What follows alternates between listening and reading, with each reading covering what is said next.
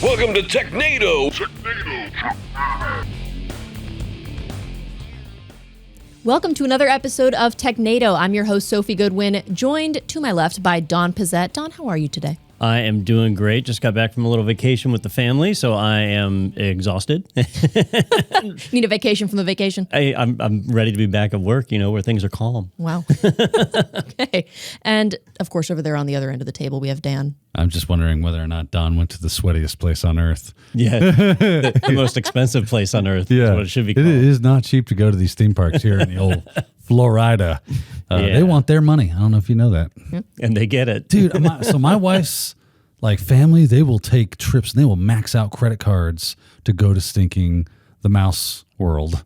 And Are we not allowed to say Disney World? I don't know. I wasn't sure. Yeah. But I'm like, what the hell is wrong with y'all? It is not that entertaining to where you got $10,000 in credit card debt to go to stinking Disney. Yeah, they'll go down, stay for a week and go to the park every day. I was telling Sophie before the show, we went to the Star Wars land that they have there. Yeah. It's Galaxy's Edge, something like that. Yeah. And you can build a droid. Oh, that's and cool. So, my youngest son went nuts over it, wanted a droid. And so I talked to the droid engineer or whatever, and they said, well, it's $140. And that's a lot of money. This is not giving it away. I never got a toy for $140 when I was a kid. Yeah. So, but we're like, you know what? If this is the one toy he gets at the park, maybe we can splurge a little bit. And so you start the process of building this droid, and somehow at the end, you understand why it's the Magic Kingdom. The magic is all of a sudden it's $215. And you're like, I think I need a second droid to do the math on this. Yeah. Figure out how I got there. Yeah, because last time I checked, $140 and $215 are different. Those are different numbers. Those are different numbers. Yes, they are. That's the fun fee. You pay that fee because you had so much fun doing it. That's right. And if you didn't have fun, then you pay more money. How dare you? I think it's quantum computing. Yeah, that's my guess. It's superpositional math. Well, we are certainly glad to have you back. Hope you enjoyed your time in Disney World a little bit, but glad to have you back here. We're going to jump into the world of Microsoft here with this first article. This comes to us from Petri. The Microsoft Defender app starts force installing on Windows 10 and 11 PCs. So this app, scans your device for security threats and gives you alerts and everything, and it's designed to work with Windows' antivirus, right? So I guess I would have assumed that this was something that would have been installed automatically anyway. Why was this not already the case? It's funny you would assume that because, well, actually it's not, because I assume the same thing. If you've installed Windows 10 or Windows 11 in the last ever, Windows Defender's installed with it. It's right, just by default. always been there. So it's a little misleading to say that they are force installing it on your system, because what's actually happening is they are, if you've uninstalled it, yes, they are reinstalling it. So there's that. But they're automatically connecting it to your Microsoft 365 account. All right. Now, for most people, they're not going to notice a difference. It's going to operate the same way. Or for a lot of people, you're not a Microsoft 365 customer anyway, so in which case nothing happens. But let's say you did something like signed up for a family account, right? They have it's $100 a year and you get 5 or 6 user accounts that it will make sure that Windows Defender is connected on each of those machines. Or I keep saying Windows Defender, it's Microsoft Defender, right? Their bigger endpoint solution. That it's all connected back to your account. And so now you have centralized logging, reporting, and management for whoever administers that account. And that is already a feature that's available inside of the business account. So if you're an enterprise that uses Microsoft 365, you can already manage Microsoft Defender centrally, which is great if you need that. But what people are concerned about is that this was turned on without a whole lot of notice. That if you had uninstalled Microsoft Defender, that one day you would log in and you would just see a message on your screen saying, hey, a new app is available. And by available, it means installed and running. Yeah, I guess Petri needs to tone down their clickbait titles a little bit, trying to get everybody to click on things like the world is burning. It's apparently not that bad. Warning, it's going to force install. You have no choice. Yes. It does sound a little extreme. Yeah. But yeah, if this is just something that it's just kind of there one day. Yeah. Now, I did a quick test because I was concerned. I thought, well, what if I've already got other endpoint security software, so like Sophos Central or something like that installed? Is it going to add this because the two can conflict? And it doesn't. It's aware of that, so it sees if you have a different solution that's out there. So it's a pretty harmless thing, but it is something to be aware of. And you could say it's honestly it's a good move. Is if you've got an unprotected machine, it's going to push down Microsoft Defender on your system. So there's that. And if you're not taking advantage of managed security, here it's kind of turning it on for you. Do you think they're ever going to run into problems like they did with IE back in the day, where it was like, well, we were bundling IE with everything, and it became like the de facto browser because of that, and that they might run into the same brick wall as far as like there are other AV solutions, and you're kind of like removing them as competition, so it's like anti-compete? They could, and they sort of ran into trouble with that. I want to say it was Windows 7, where they started pushing Defender originally as like a pre-installed and ready to go. And so if you wanted to install something else, you had to like actively uninstall Defender first. So I forget who it was, but they did get sued over it. And so that's where they made it where it would detect other software and automatically disable Defender. So they made it easier for people to make that switch. They never did that with IE, though. It's not like Internet Explorer would see Chrome and say, oh, well, let me just disable IE. No, it would stay there. Yeah. So I don't know how they choose their battles on these things. Somebody raises their hand and says, yeah. They really want that browser market share. Indeed. Is this something that we're like, if it's installed and I decide I want to uninstall and go with a different solution, is it going to be like, I'm afraid I can't do that, Dave? Or is it going to let me like uninstall it? Well, so that's the tricky part. Like it'll let you uninstall it, no problem. And where they got in trouble before was if you tried to install new software, like I said Sophos or could be McAfee or whatever, that software would try to uninstall Defender and it would get flagged as a virus and shut down. So you'd have to go and uninstall it yourself. But they changed that behavior. And in Windows 10 and Windows 11, when you install additional AV software, it will automatically disable Defender. So it is aware, assuming they've made it compatible. Yeah. Okay, interesting. Because I did not know if this was something where like, we're making the decision for you, and you have no say. Yeah. So for the greater good. Yeah. Yeah. Even if it is like, okay, this is a positive change, it seems like it's nice to have the choice. In a way, they are making a decision for you, saying like, if you've got an unprotected machine, we're going to protect it. Yeah. So there is that. But to me, that's kind of a good decision. Now I'm trying to figure out if there's a way to, just because that's how my head works, is there a way to fool it to thinking that Defender is installed and running when it's not? I'm going to go with probably. I'm 100% sure there is. Yeah. And I think we're going to talk about it in another article later this episode. Okay. Yep. I don't read your articles because I like to be surprised. Surprise!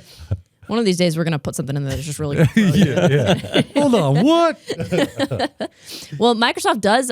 We've got some more news from Microsoft here. They have a new Windows 11 update that's going to put AI-powered Bing chat directly in the taskbar. So this article comes from Ars Technica. I have not tried the Bing chat for myself. The Bing chat. I don't know if you put the in front. Does it need the article? Sydney? Sydney. You're not allowed to say it has that. a name. Yes, Sydney. It named itself. Oh, so man. I haven't tried it, but I've seen articles where people are able to get it to say some pretty unsettling stuff, which I feel like is most AI chatbots. People figure out how to make it say weird stuff, but sounds like it's still a work in progress, but they're going to go ahead and put it right in the taskbar for you. Just here, just in case you wanted easy access right there at your fingertips. Yeah. People wondered when Microsoft signed on to invest $3 billion in OpenAI to support ChatGPT, people wondered what that was going to result in. Like, what was that going to become for Microsoft? Well, immediately Google saw the risk, which was if they make Bing more friendly to use, then people are going to start using Bing because Bing totally sucks, right? So, Microsoft's actually been pretty innovative on this. They said, all right, Bing sucks. So how do we make it better? And they focused on video search first. Like Bing's video search is better than Google's, which is odd because Google owns YouTube. Yeah, that is strange. There have been times where I was looking for a YouTube video and I was able to find it on Bing search, couldn't find it on YouTube or Google search. Eat it. Yeah, I mean, it's a creative way to undermine. Yeah, stupid Google. And so now they're saying, well, with search, if we run search through ChatGPT and make that better, and I'll give an example in a minute on how I've used it, but you can actually find information faster. I kind of want to camp out on the fact that, like, if I was Microsoft, I would be like every ad campaign would be like, "We're better. We can search Google better than Google can. We can search YouTube better than Google can," and they own that crap. Yeah, right. Like, man, what else are they doing not as good as us? You should call up the Bing and let them know. Yeah. Call up the You're Microsoft. Like, listen, y'all need a marketer because I can lie as good as anybody. Hey, 2 years ago, I think we all would have agreed that Google was the reigning search engine champion and there was not a threat on the horizon. Nope.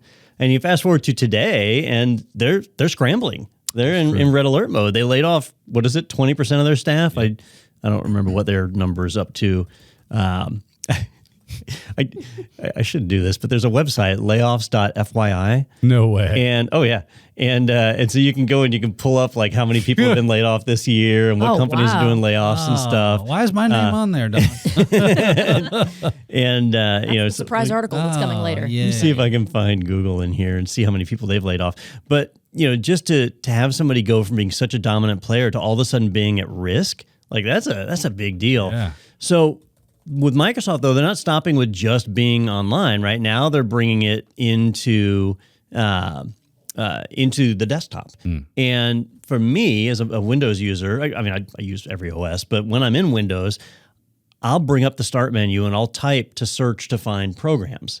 I hate to type in there to search for text, like documents or search online. I would never dream of searching online. But now they're bringing the ChatGPT-enabled search or the Bing search into the start menu right on your desktop. It's the Bing AI they're bringing, not ChatGPT, right? Well, so the Bing AI is built on ChatGPT. I thought it was a different AI. Is it? Yeah, I thought it was. I could be wrong. I don't know. That's Yeah. why when you said that, I was surprised. So like the Sydney that you were talking about earlier, like that is built on top of the ChatGPT framework. It's using GPT-3. If you say so, I will believe it because I don't know. Ooh, I was under what else the can I add on here? that it was different. So it was written by the lizard people in order to power the search engine that will later be embedded in your eyeball. It's funny. V, right? Tell me V is not prophetic, right? Do you remember the dude that was selling eggs out of the back of his van because they were so expensive and hard to get? And that was in V. And lizard people had taken over. I'm just saying. And that's not a too far letter from Q. Yeah. So, they just skipped a couple of letters. Big deal. Art imitates life, Daniel. It does. The V series, Right? you have to wonder. I don't really know anything about the people that created QAnon and the conspiracies and all that, but it's hard to like legit come up with your own conspiracy theory.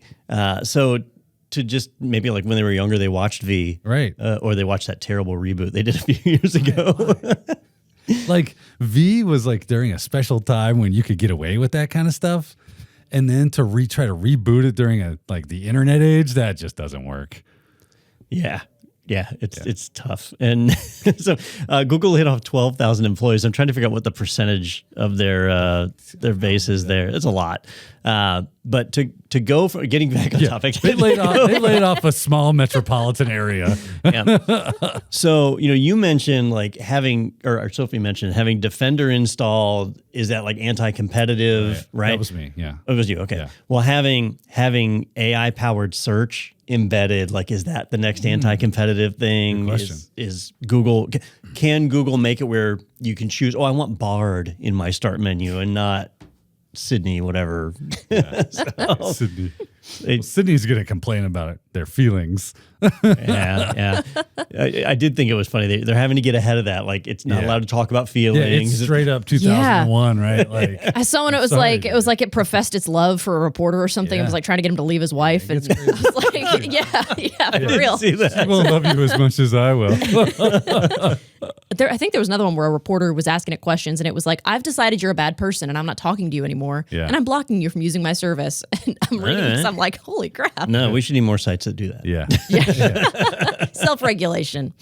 So switching gears from Apple and lizard people and everything that we just talked about, or from Microsoft, I guess, and lizard people, we're going to switch over to Apple. Microsoft just announced that Outlook for Mac is now free to use. I was not aware. I'm not a Mac girl, as you can see. I was not aware that it was not free to use before, because I think the web apps are, if you're using like a Windows desktop, you have to pay for a subscription if you want to use the desktop app, but the web app is free to use, I think. But I guess for Mac, it was paid like regardless. So I don't know if y'all use Mac a lot. You have a Mac over there, don't you? I do have a Mac over here. So this is good news for you, I guess. Not really. Not really. I don't install things. You don't care. Yeah.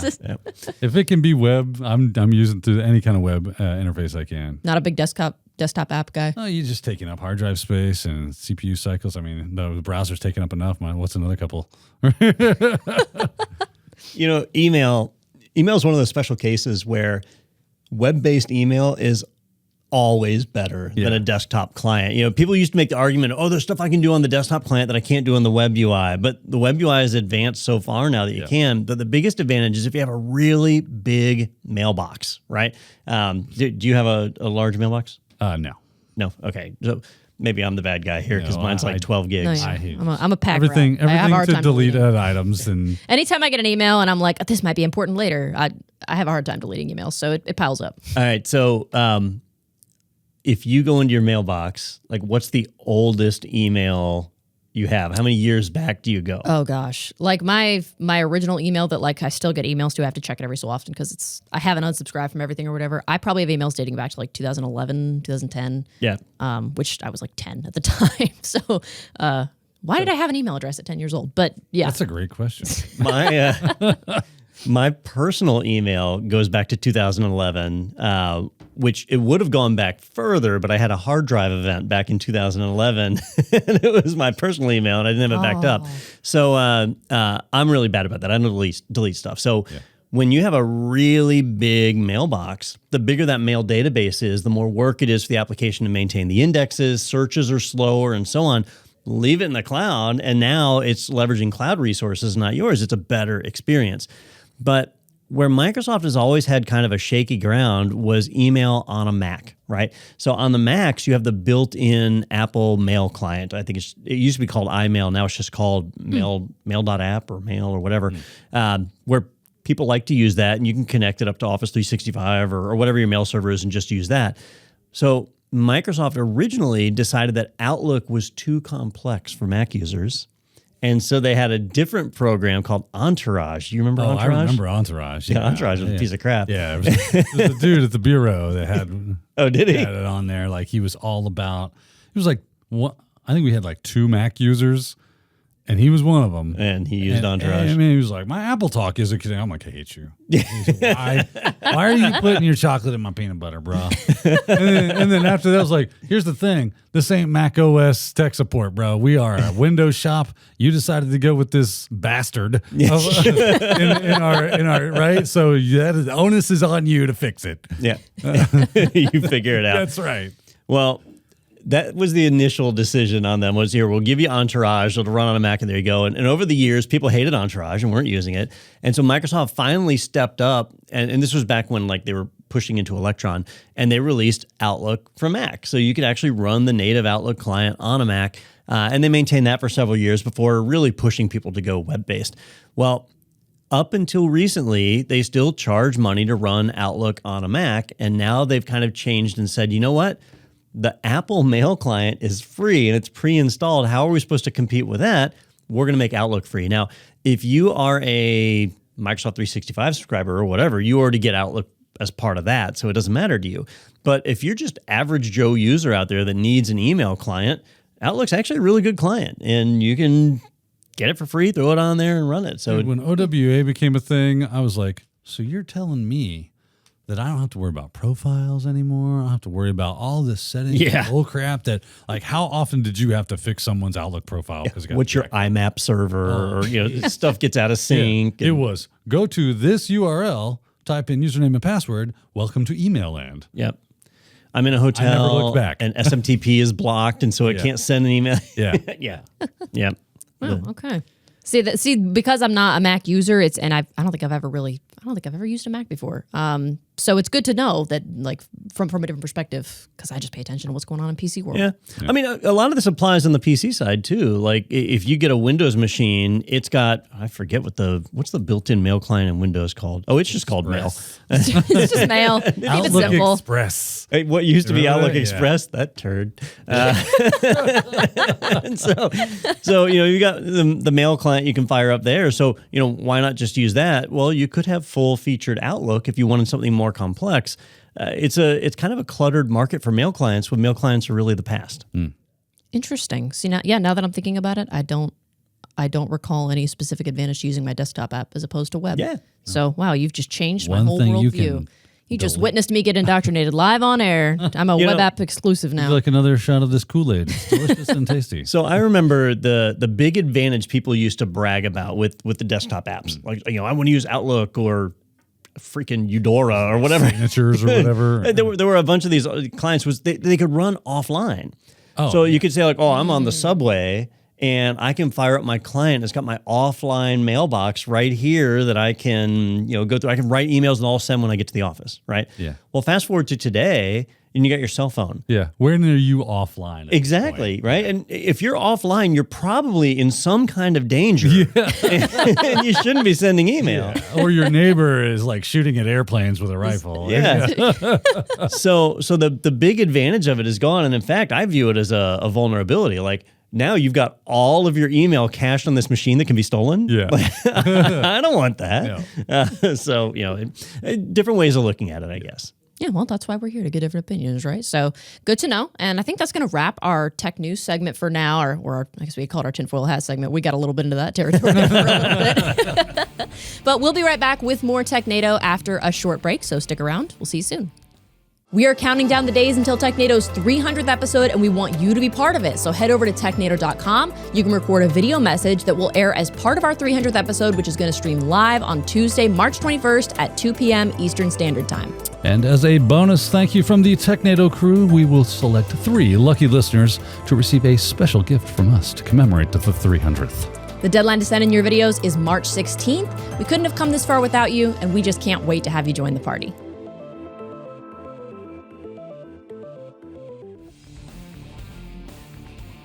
Okay, sorry, I'm just making sure I have my articles pulled up so that I don't make a fool of myself. The original V, if you go back, they had big, like what we would call trailer park hair now. Yeah. Like big hair. Yeah. Shoulder pads. Yeah, shoulder pads, absolutely. Was that the 1980s? Yes, it was. Okay. It was high fashion. Before my time. Okay, I'm sorry, Megan. I'm good to go. I just want to make sure I had everything ready to She's go. not ready. Welcome back for more Technado. We're going to jump into our security news, my favorite kind of news. But actually, I say that, but this first article is about one of my least favorite topics. It's all bad news. It's about malware. Yay! I love malware. I've talked to Daniel about this before. Every time we go over the topic malware in like a course or something, I'm like, oh, I just don't like it. It's not fun for me to learn about. But this was actually a really interesting article. So this comes to us from the Hacker News. It says that BlackLotus becomes the first UEFI Bootkit malware to bypass secure boot on Windows 11. So first in the wild instance of this happening, right? Even on a fully up-to-date Windows 11 system. So how does it do this? Yeah, that's the question. Okay. So you had all the answers. yeah, so this one's it's hard to gauge the damage level on something like that. Like on a scale of 1 to 10, how dangerous is this? It's hard to gauge because this one's not fully understood yet. So a few systems have been found in the wild with a malware package installed, which they're labeling as BlackLotus, and they're not entirely sure how it got there. So the deployment mechanism isn't known yet. So that's concerning. It could be that this is one of those where like you have to have a local admin account on the system to get it installed or something of that nature. But we'll find out in time. But what's more concerning than that, though, is what this is able to do. So this is malware that's able to basically bypass secure boot. Secure boot is supposed to ensure that when your system boots up, the operating system bootloader and other UEFI component or EFI components are all digitally signed and are untampered with. Well, this is able to get its hooks in early to allow it to boot unsigned or improperly signed binaries and get the system online.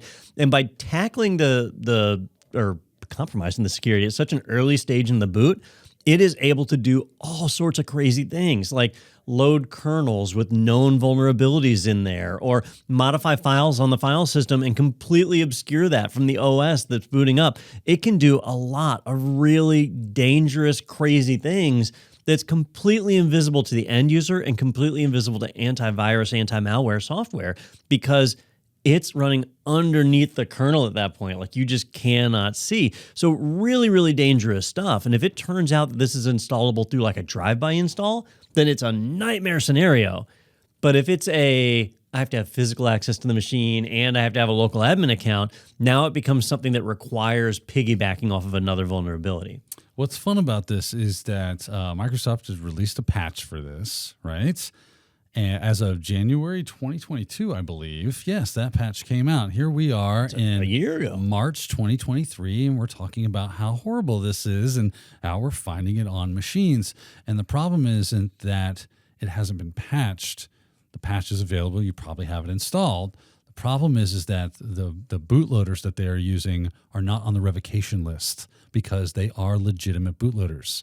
So they're utilizing these legit bootloaders to package up their malware, and that's how these things are making their way in. So there's some triage that needs to be done. I don't know if some naming conventions need to change and differences in file systems or what they're going to do to like make it so that we can put these on the revocation list so that they don't get utilized.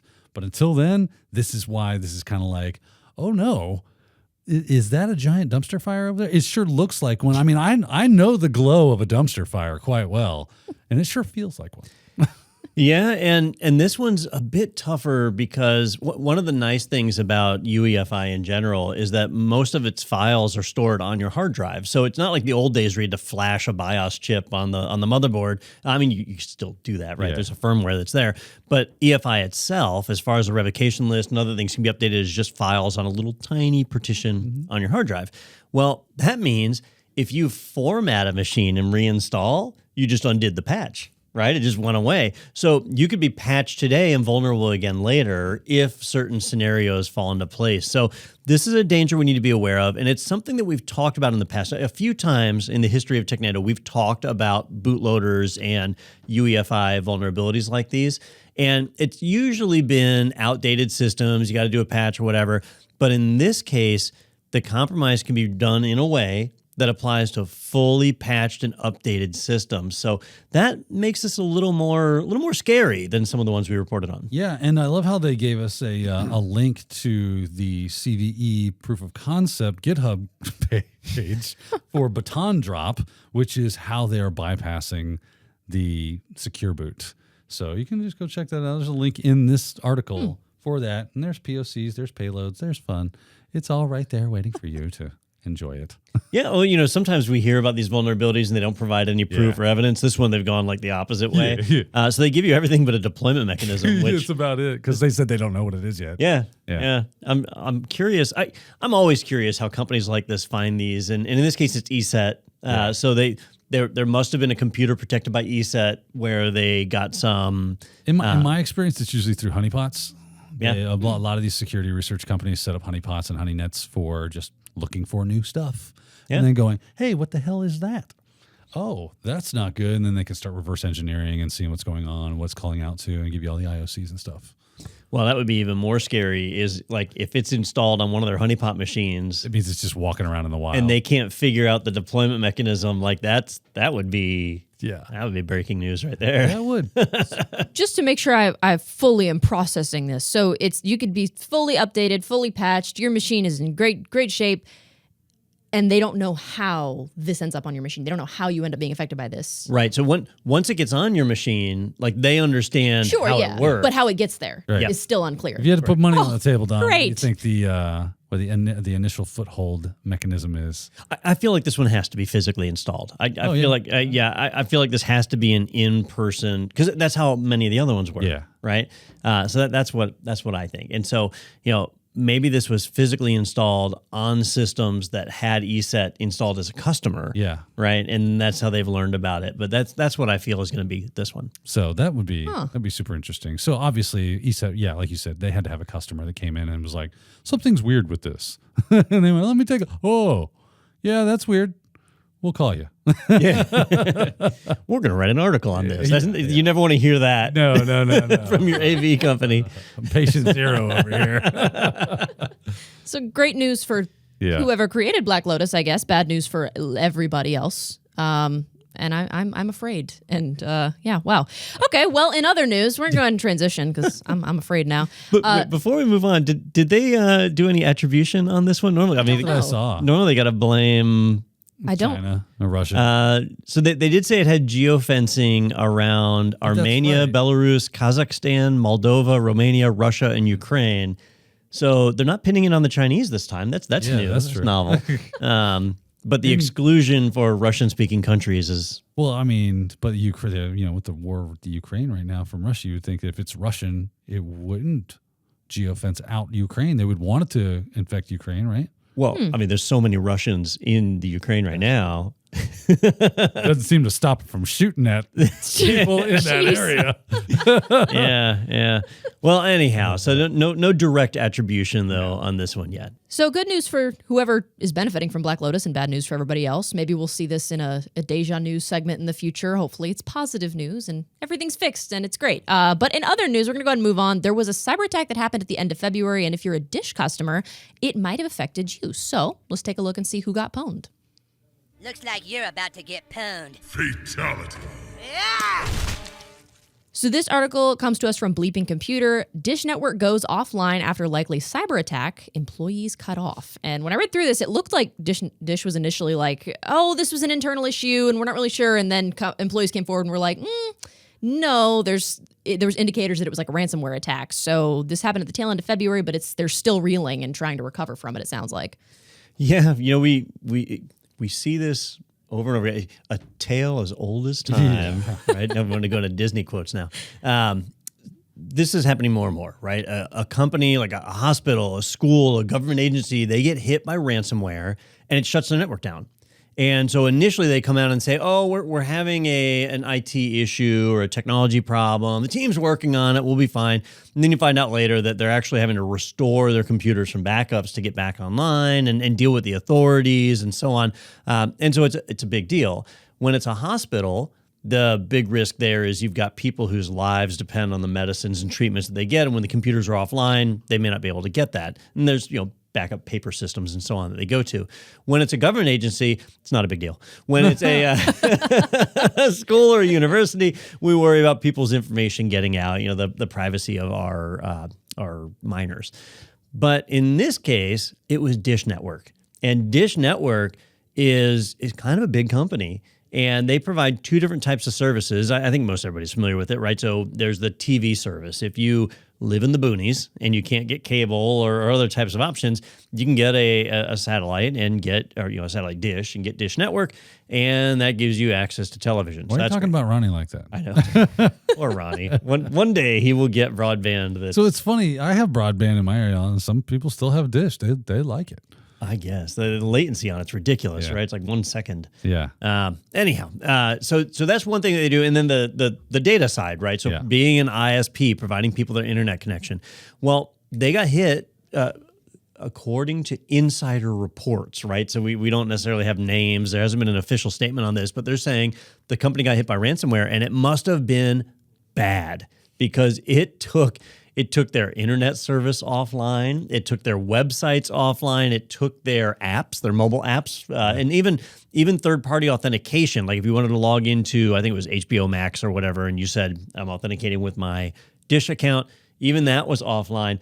Really, really bad. So that tells you that the ransomware got in and spread to significant systems in their server room. We're not talking about we don't really know. It could be the desktops and laptops too, but this definitely spread through their servers, and that's about as bad as it can get. I was about to say, I think you hit on the key phrase with this one. I don't know, because there's not a lot coming out from them. Yeah. And there was some stuff that they put out that they retracted, and then they had to put it back out again because it ended up being true, and it's like they seem to be having a real bad case of decapitated poultry syndrome over there, and as well as a dumpster fire. I think a few individual employees came forward, I don't know, maybe anonymously, and said they saw blank icons on their desktop, which I guess is an indicator of ransomware. Yeah. But the company itself, I don't think has put out a statement like, "Hey, this is what's going on. We want to keep you informed." They're kind of being tight-lipped about it. So their official statement, it's actually just 4 sentences, is from one of their random Dish Answers people. BRB.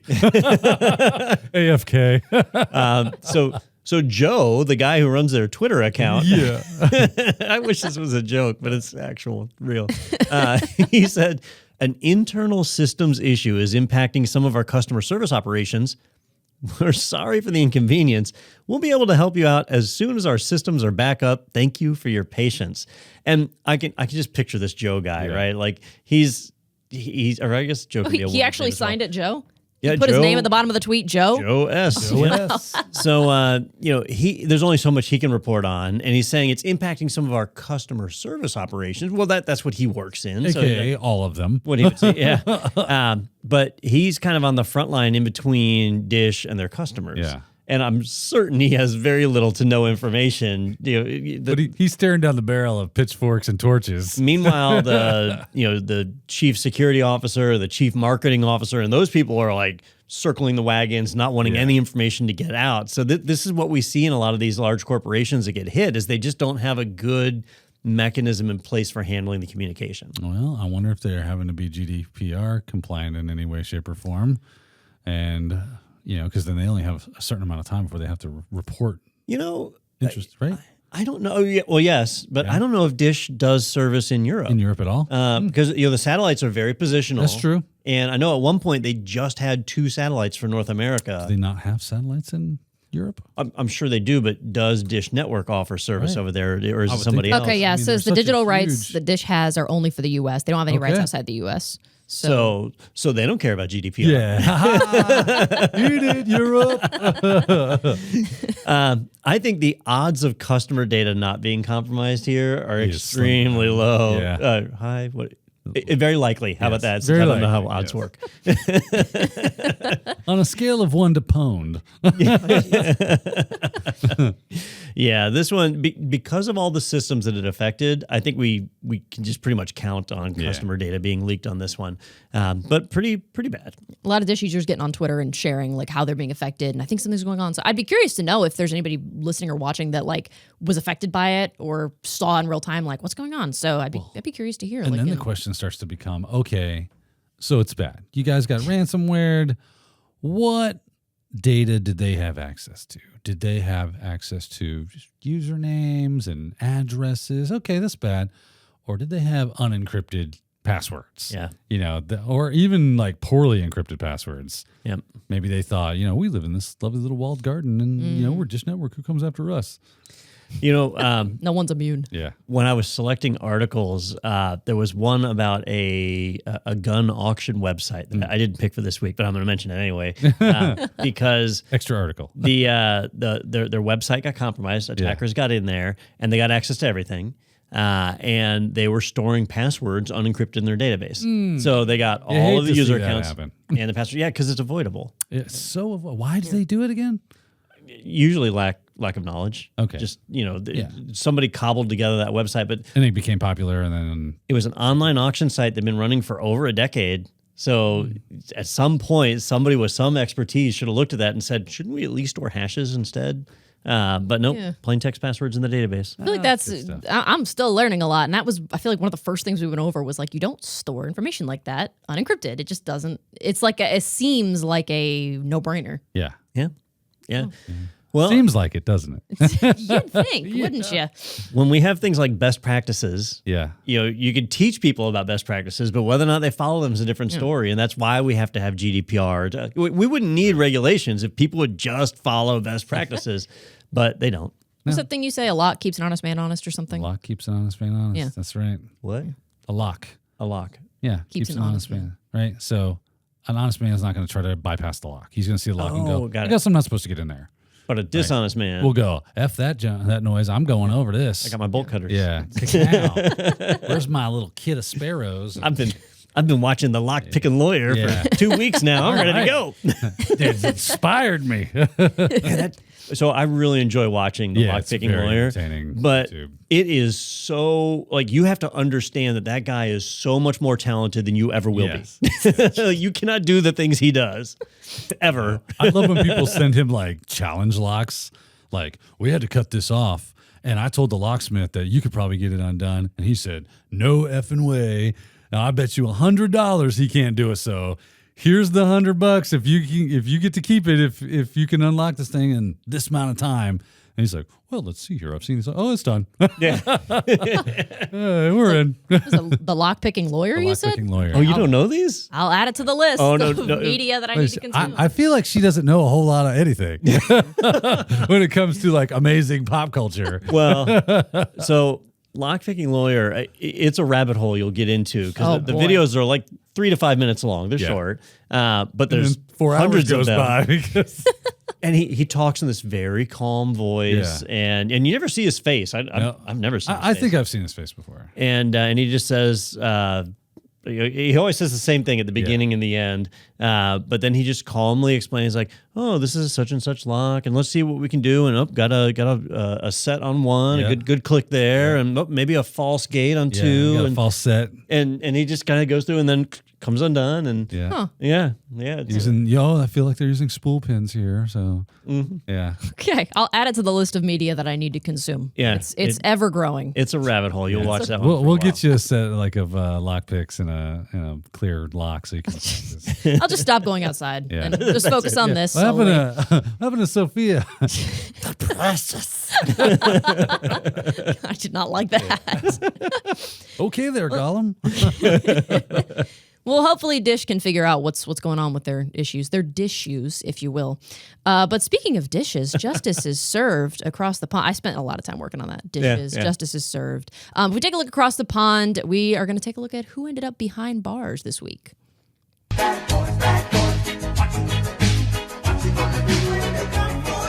Break the law. So this article comes to us from you'll Naked go to Security. jail. DoppelPaymer ransomware suspects were arrested in Germany and the Ukraine. So I didn't know a ton about this ransomware gang specifically. I didn't realize that there's a reason it's DoppelPaymer. It's that they don't just encrypt your data.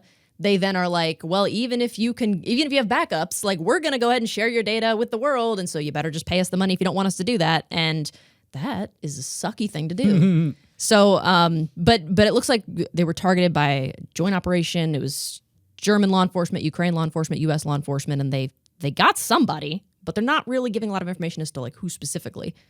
Yeah, the gang behind the DoppelPaymer ransomware, Gucci gang. They actually they changed their name, and so like DoppelPaymer is the name of the ransomware, but the gang behind it actually goes by Grief, and so that's probably one you've heard of, maybe not. You've definitely heard of the Gucci gang. Oh, yes.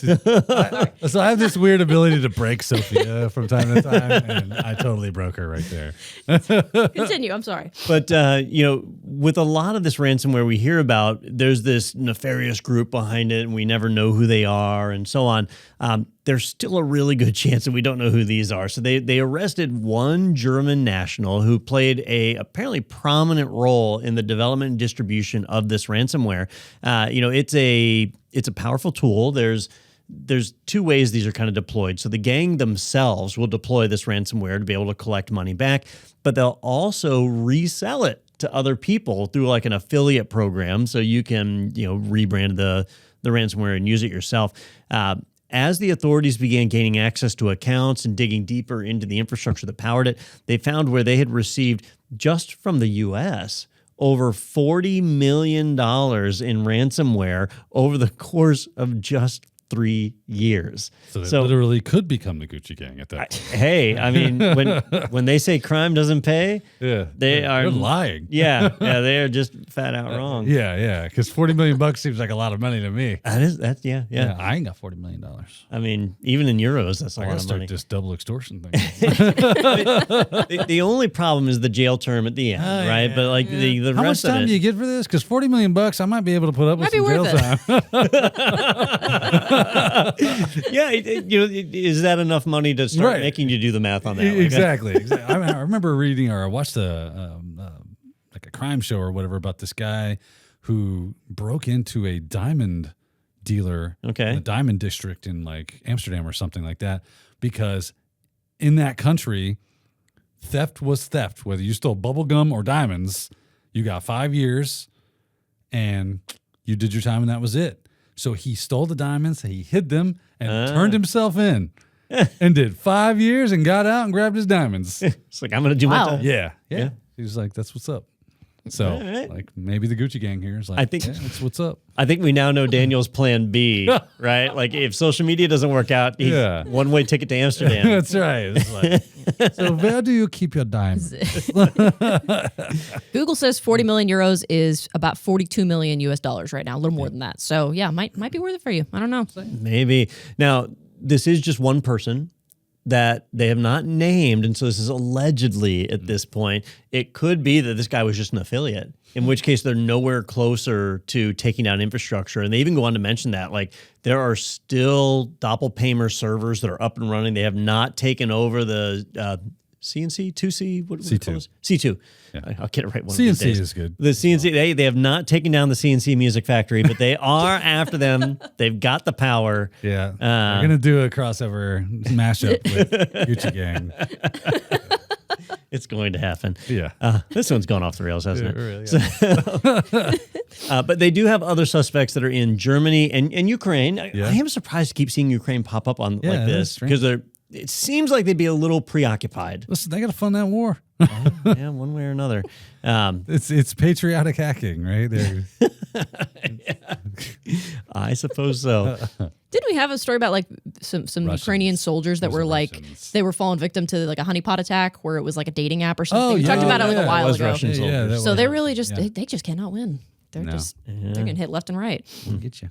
Yeah, we've talked about that before. You mentioned like how they can get one guy and it doesn't really do much because the infrastructure's still there. There's probably still other gang members. So Yeah. that to me is interesting. It's not a good thing, but it's interesting that like it's so tough to eliminate that kind of a threat, just like an old world gang. Like it's exactly like that. If you watch the old mafia movies where you've got the head of the family, but there's still like a whole family there. Yeah. So you can't just, even if you take out the head, there's still... He can go to prison or Yeah. anything, and it's like, yeah, well, we got a power structure in place. even from in prison, Yeah, sometimes that's they were right. working. Yeah. Like, Run it there, yeah. Yeah. The FTX guy, what's it, Sam Bankman-Fried? Oh, yeah. All right, that guy, Yeah. where this is not great tech news here or anything that we care about, but I guess they found where he kept like doing stuff from his phone because he's on like a In bail prison? program. No, Yeah. he's out on bail. Oh, he's out on bail. And so now the judge basically made an order where he can only use flip phones. So he's on like a Nokia flip phone, and all he has is the ball Yeah, breakaway I game. sentence you to use a jitterbug for the remainder. Breakout. That's a Breakout. breakout. Yeah. I was going to say ball breaker, but that's not the name of the game. Not his game anyway. So, yeah. I should have gone with that Skrelly guy. That guy, Pharma Bro. Do you remember him? He was at Ridgemont High. He was the one where he bought the company that made a diabetes medicine or it was an AIDS treatment medicine. Gotcha. And then jacked it up 40 times the price. Yeah. And so he ended up going to jail. Oh, And geez. while he was in jail, he was still running the company from like illegal flip phones they were sending him. So Again, crime apparently does pay. yeah, these people make money somehow. If you want to do it bad enough, you will find a way to do it. Yeah. It'll happen. Yeah, exactly. Well, that was an eventful. We covered how many topics in that one article? I do. Did I cut you off? Did you have something? No. I didn't know if there was another criminal that we wanted. Oh, there's plenty. do a deep dive into.